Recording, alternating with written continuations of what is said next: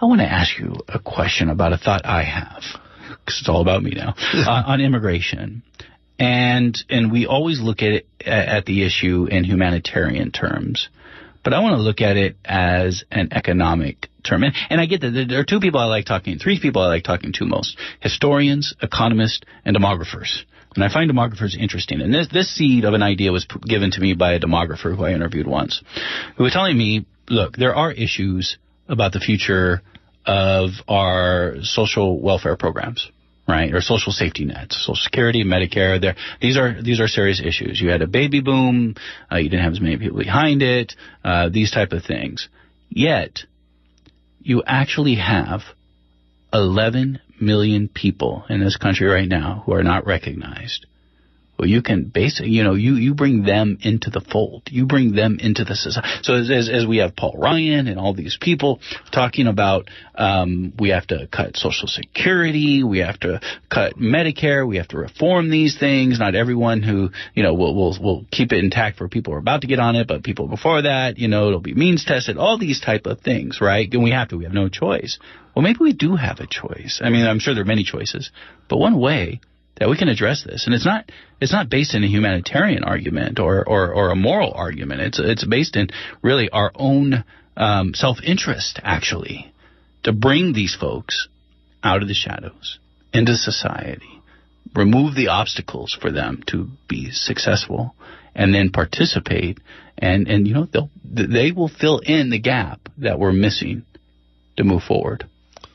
Absolutely, and this has always been true. That's why I started with the history of not being taken in by yet another leader, so-called, finding it politically convenient to beat up on immigrants. Let me talk for a minute as an economist. Most human beings in a society like ours take an enormous amount of resources to get to the point when they can become productive and give back. So when you're an infant, when you're a toddler, when you're a little child, the society pours resources. It feeds you, it clothes you, it shelters you, then it educates you for 20 years up to through high school and maybe beyond to college. And then finally, after an enormous investment has been put into you, an enormous cost to the society, you begin to give back. Well, now compare that to an immigrant. Most immigrants come as young adults. That's what most immigrants are, which means the cost of developing whatever skills they have has been borne by another country, not by this one. We get the benefit of their productive years, and we don't have to pay the cost of getting them ready for their productive years. That's a subsidy that Guatemala or Mexico or Nicaragua or Uruguay, that's subsidy of those societies who can't afford it to the United States, which doesn't need it. It's a perverse economic flow. And the United States owes, in an honest sense, the fact that it has the benefit of the productivity of young adults crossing into the country, legally or otherwise, because the cost of their education, the cost of their upbringing, all of the time that they took without giving was borne by another country far away. I never hear that argument being. But it ought to be made because it's very real. And let me tell you, 20 years of food, clothing, shelter, and education is a lot more wealth poured into those people than any period of 6 months or a year that they go on unemployment or anything else that they're able to get here. That's a small part of what has already been saved for the United States by the reality of what immigrants are and what they bring. An honest discussion of immigrants and the problems they bring and the assets they bring, the benefits and the costs, is what Mr. Trump has never engaged in. What this is not about. This is not an honest engagement with what do we get from immigrants, what does it cost us, how could we manage it better, all of which are perfectly reasonable questions. This is an attempt for scapegoating, pure and simple. It's like advertising something. You don't talk about its costs and benefits. You talk about what's good about it. You hide everything that's bad about it in order to get money out of a public's pocket to buy whatever it is you sell. That's not honest communication. That's advertising.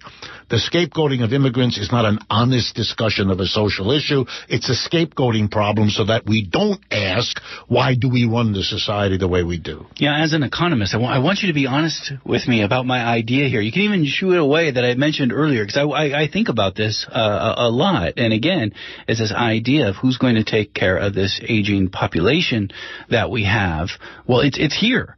But we're treating it horribly, right? We're going to be taking care of by people whose parents or who themselves were treated quite poorly. It's actually in our interest. I'm not even talking about morality here. It's in our self-preservation, our self-interest to remove obstacles for the people who are here to succeed. Absolutely. In an honest discussion, you would say, look, if we have a population bubble, which we do because of the baby booms, if we now have a huge number of people becoming needy in the sense of cashing in on their Social Security, and we don't have a follow-up generation producing the output, the wealth that can be passed to the older ones, then immigrants are absolutely playing an important role in our society. They keep working and putting money into the social system, social safety net system, so that the older ones can do it. And again, if you had an honest discussion of immigration, that would be one of the benefits to the United States